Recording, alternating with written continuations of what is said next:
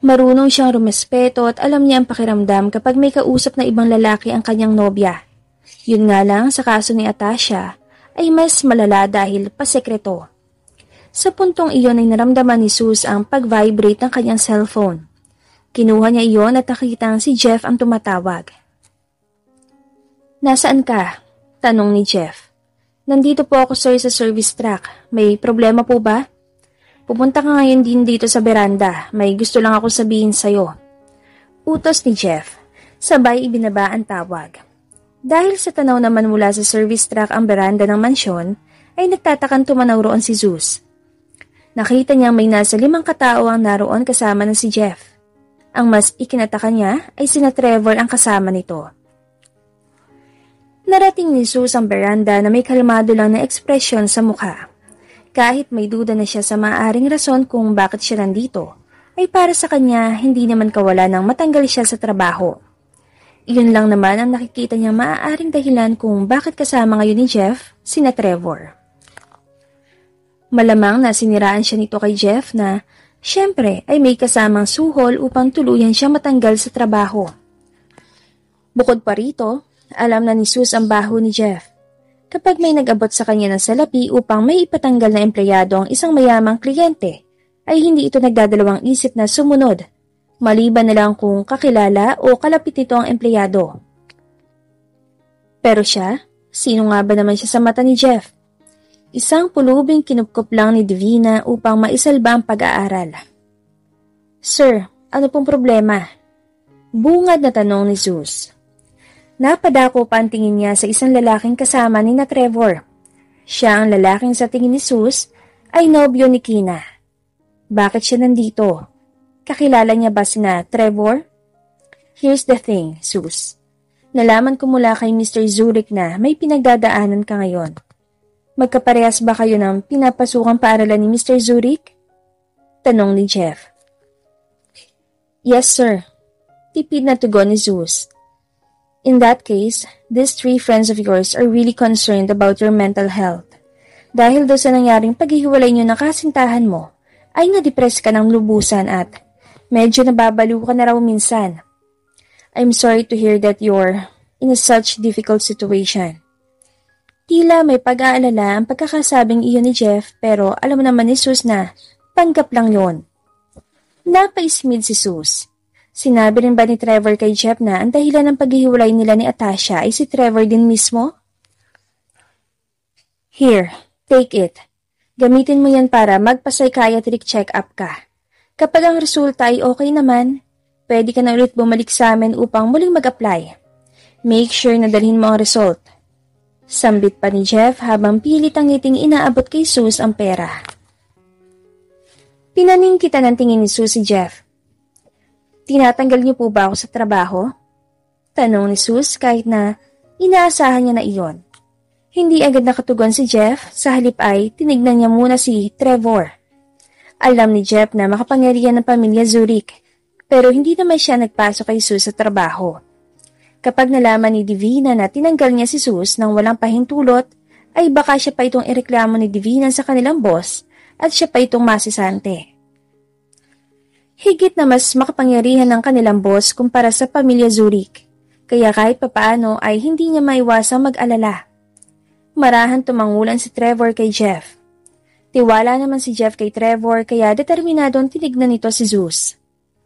"Pasensya na, para na rin sa kapakanan ng ibang empleyado. Hindi natin alam baka mamaya, bigla ka na lang magwala dahil sa problema mo sa pag-iisip.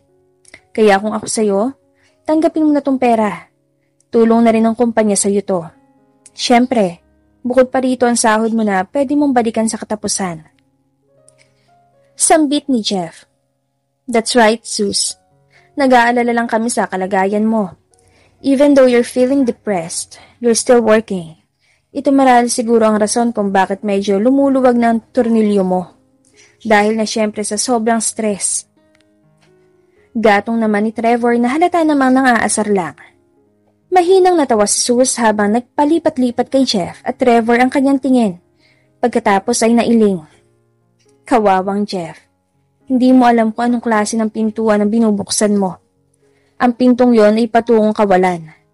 Sambit ni Sue sa kanyang isip. Nauunawaan ko po sir, at salamat din po sa pag-aalala. Pakunwaring pagsuko ni Sus. Pero okay lang po ba kung magpaalam muna ako kay Ma'am Divina? Gusto ko lang din magpasalamat sa lahat ng kanyang naito. No need. Ako na ang bahala magsabi sa kanya. Isa pa ay busy rin ngayon si Miss Salazar.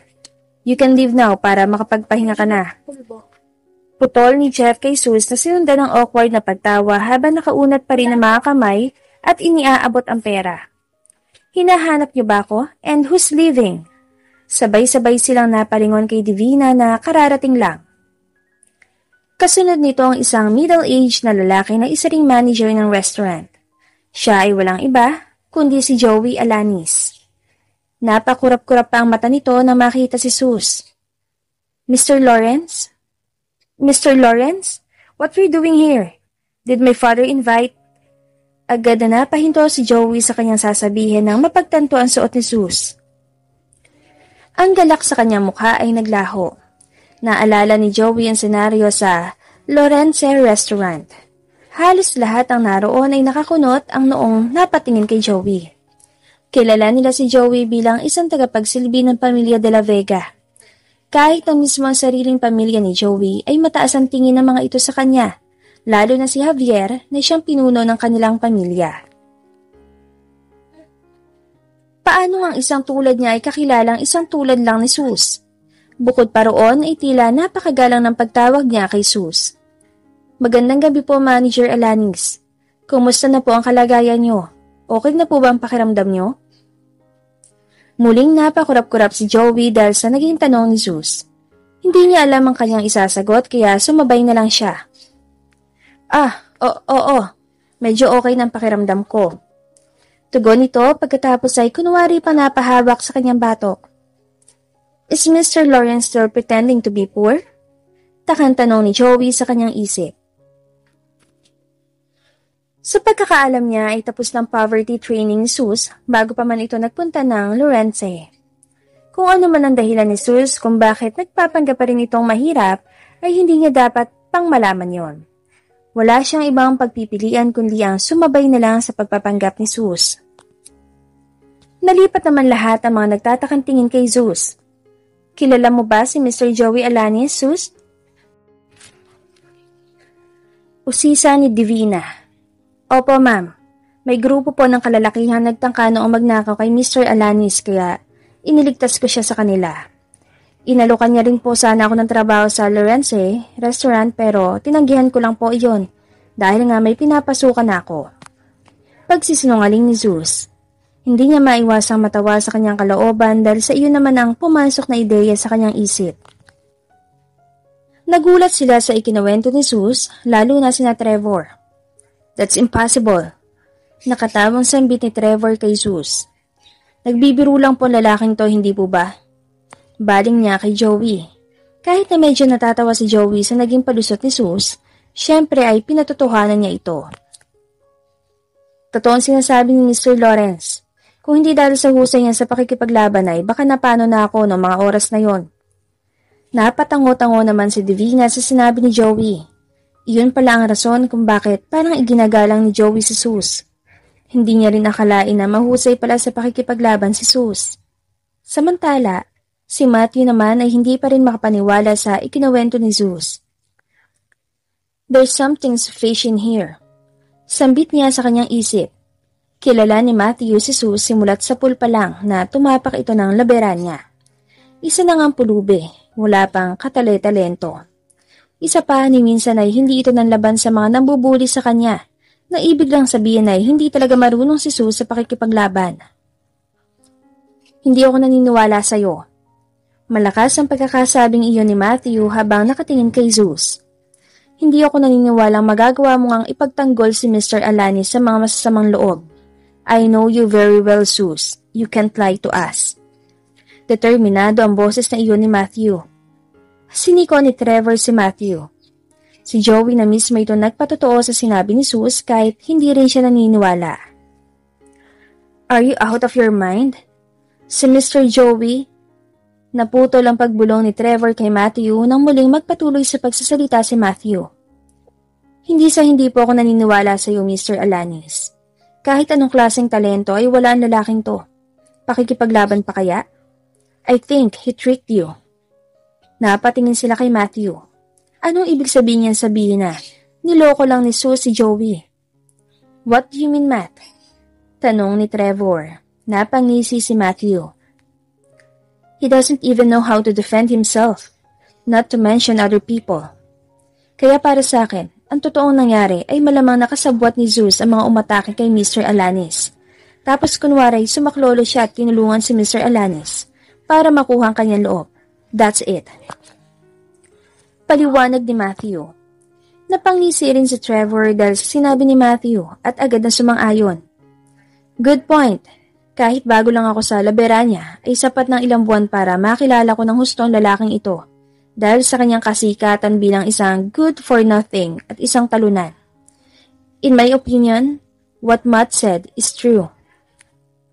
Sabay na natawa si Sus at Joey na nagkatinginan pa. Natawa si Joey dahil sa sinabi nilang kilala nila ng husto si Sus pero ang katotohanan ay lingid sa kanilang kaalaman. Sigurado si Joey na baka mas hindi sila maniwala kung sabihin niyang anak ng pinakamayamang pamilya sa Pilipinas si Sus. Samantalang natawa naman si Sus dahil sa taba ng utak ni Matthew para maisip ang ganung bagay. Pwede nga namang mangyari ang sinasabi nito lalo pat sa loob ng 4 na taon ay itinago lang ni Sus ang kanyang kakayahan. Hindi niya rin ito masisisi kung hindi siya paniniwalaan nitong maaari niyang ipagtanggol niya si Joey. Pero totoong binugbog ni Mr. Lawrence ang 3 kalalakihan nagtangkang magnakaw sa akin. Bago sila makulong, na-ospital muna sila dahil sa mga bali ng buto sa iba't ibang bahagi ng kanilang katawan. Sa tingin niyo ba ay kung kasabwat ni Mr. Lawrence sa mga lalaking yun, ay gugulpihin niya ng husto ang mga iyon? Additionally, they attacked him with a knife. A real knife. Nalaglag ang kanilang panga nang marinig ang sinabi ni Joey.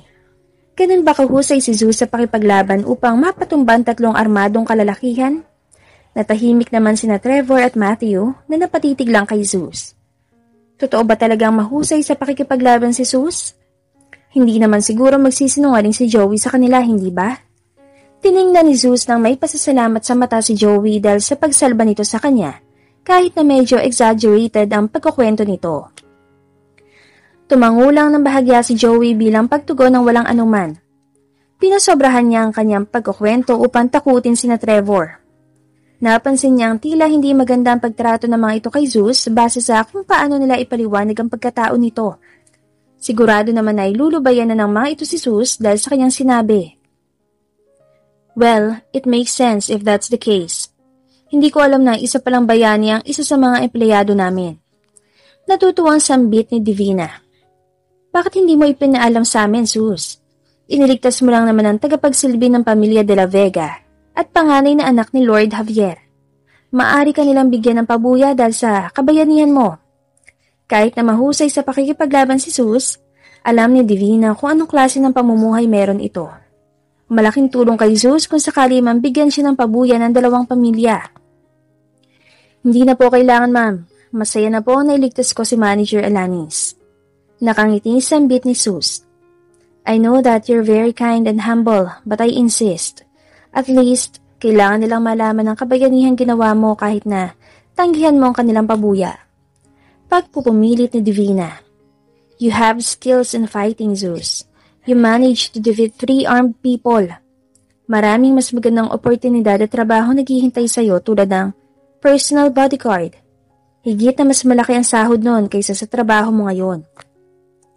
Kung nalaman ko lang noon na inalukan ka pala ni Mr. Alanis ang trabaho sa Lawrence, ay ako mismo ang sumama sa'yo upang mag-apply ka sa kanila. Dagdag pa nito. Hindi maiwasan ni Zeus na mapangiti dahil sa kabaitang ipinapakita ni Divina. Marami na itong naitulong sa kanya kahit na part-timer lang siya sa kanilang restaurant. Talagang inaalala ni Divina ang kapakanan ng kanyang mga empleyado. Nilingon ni Zeus si Jeff na kanina pantahimik sa sulok. Sa tingin ni Zeus ay ito na ang tamang oras upang turuan niya ito ng leksyon dahil sa mga pinagagagawa nito. Sige po ma'am, kayo po ang bahala. Pero pagbalik ko na lang po siguro. Sa ngayon po ay tatapusin ko lang po muna ang ipinapagawa sa akin ni Sir Jeff na magpa-psychiatric test. Naguguluhan tinignan ni Divina si Jeff bago ibinalik kay Zeus ang kanyang tingin. What do you mean na inutusan ka ni Jeff magpa-psychiatric test? Maging si Joey ay nabigla rin sa ipinapagawa ni Jeff kay Zeus. Pansamantala po muna akong tinanggal ni Sir Jeff sa trabaho. Kapag okay naman daw po ang resulta ay saka na lang daw po akong bumalik ulit. Ano ka mo? Gulat na tanong ni Divina. Magkasalubong ang kilay na binalingan nito ng tingin si Jeff. Totoo bang sinasabi ni Zeus? How dare you order him to do such thing without asking me first?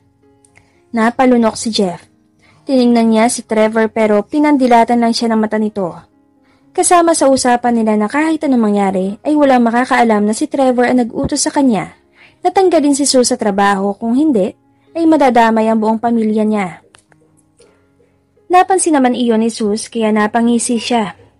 Tama nga ang kanyang hinala na binayaran lang ni Trevor si Jeff. Nalaman ko mula kina Mr. Zurich na nagkaroon ng problema sa pag-iisip si Zeus simula nang maghiwalay sila ng nobya niya.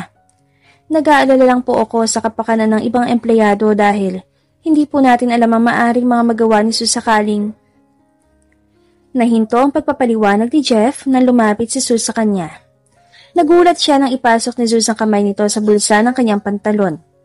Kinuha ni Zeus ang wallet ni Jeff at may hinanap dito.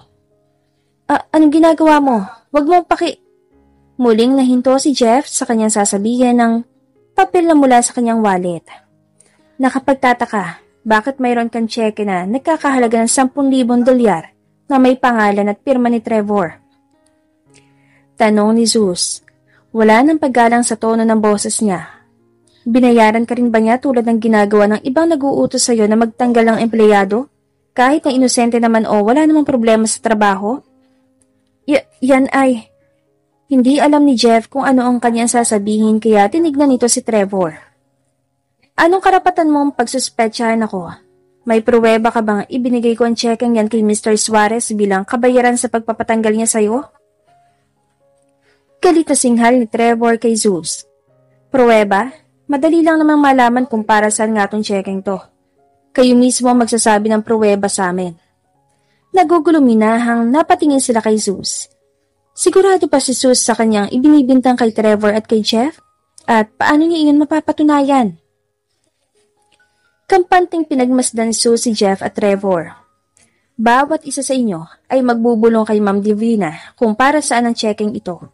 Kapag nagtugma mga sinabi nyo, ibig sabihin ay mali ako ng hinala. Pero kung magkaiba naman, saglit na huminto si Zeus sa pagsasalita at nginisian ng dalawa. Alam niyo na siguro ang sagot. Nagkatinginan si Trevor at Jeff. Magtutugma lang ang kanilang sasabihin kung parehas nilang sasabihin na ang checking iyon ay suhol nga ni Trevor kay Jeff. Anong gagawin nila ngayon? You asshole! Bakit hindi mo itinago ng maigi ang checking yan? Galit na sigaw ni Trevor kay Jeff. Pasensya na Mr. Zurich. Hindi ko naman alam na aabot sa ganito ang sitwasyon. Hindi mapigilan ni Jeff na magtaka at kilabutan kay Zeus.